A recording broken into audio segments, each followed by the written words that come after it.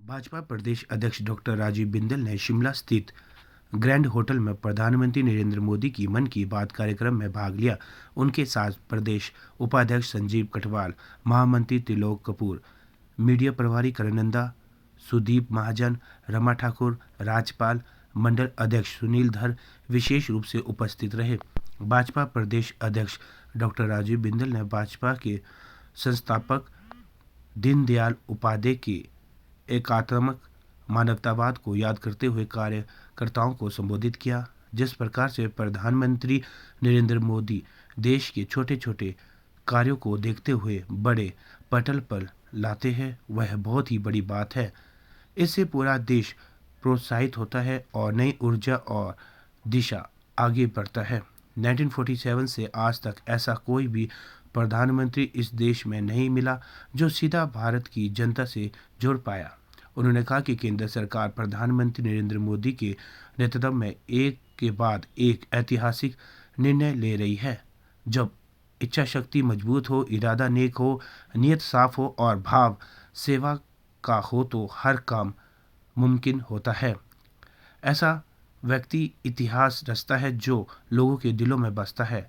हमारे यशस्वी प्रधानमंत्री नरेंद्र मोदी जी ने ऐसा ही इतिहास इस सितंबर में रचा।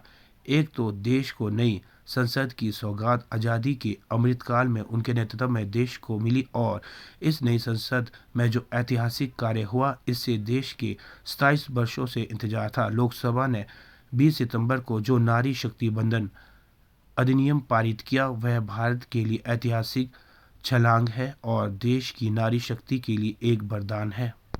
प्रधानमंत्री मोदी जी की कल्पना ने कार्य रूप लिया, जो भारत रत्न अटल बिहारी वाजपेयी जी का सपना भी साकार हुआ।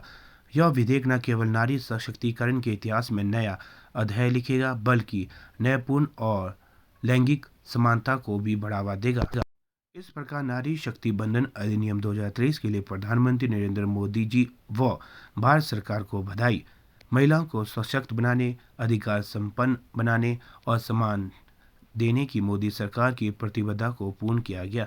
नई संसद में आयोजित पहले और संसद के विशेष सत्र के दूसरे ही दिन लोकसभा में महिला आरक्षण विधेयक पारित हो गया है। इस विधेयक के मुताबिक लोकसभा और सभी राज्यों की विधानसभाओं में महिलाओं को 33% आरक्षण मिलेगा। अब लोकसभा और विधानसभा में महिलाओं के लिए 1/3 सीटें आरक्षित होगी।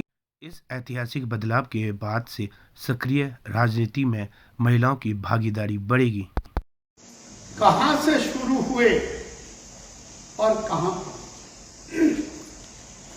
कहीं पर लोगों का एक मिला जुला प्रयास नदी को पुनर्जीवित करने का, 76 पंचायतें मिलकर के कोई काम कर रही हैं और देश के उस प्रधानमंत्री को जो दुनिया का व्यस्ततम व्यक्ति है, वो अपने मुखारबिंद से उनकी चर्चा कर।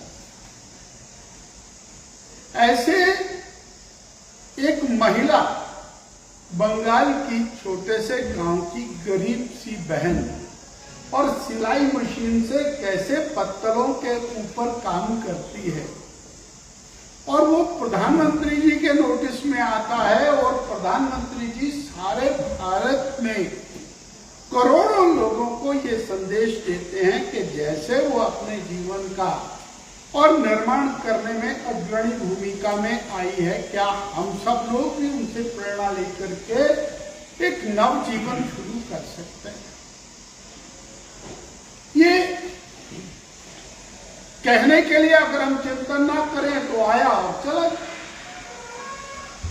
पर क्या 1947 से लेकर आज तक हमको कभी ऐसा कोई प्रधानमंत्री, ऐसा कोई नेता मिला जिसने आपके जीवन की छोटी छोटी बात को पढ़ करके और दुनिया के सामने रखने का एक माध्यम तैयार किया हो?